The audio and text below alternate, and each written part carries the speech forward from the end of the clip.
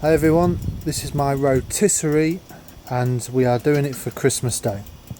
Now, when I was on YouTube trying to find ideas for what you're going to see now, I couldn't find any, so I thought I'd post this for other people to take inspiration from. Now, as you can see, I got a suckling pig and it is on the spit. This is going to be for our Christmas dinner.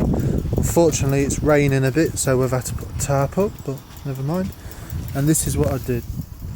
So I've chopped a barrel in half, and I did put a mesh in there, which I don't know if you can see, it's over in the corner, but we found it actually sat better on a bed of sand and then the coals on top.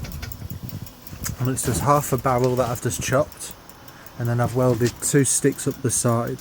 And how I've made my rotisserie works is I've got a window wiper motor hooked up to a laptop charger, and I've used the gear off a derailleur from a mountain bike, the chain off the mountain bike, the back cog off a mountain bike. As you can hear it ticking is because I've still got the spindle there. I've just snipped off the spokes, and then another chain going up to where the pedals were, and that is then connected to the top gear.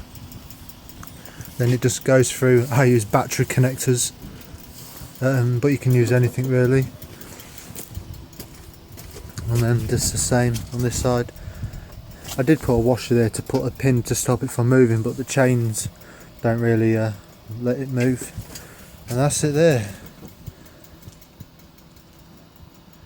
Cooking well. The only problem I did really have is, if you notice, it moves. It slides left to right on the rotisserie, so maybe you can come up with ideas better. But there she is, spinning and working great. Merry Christmas.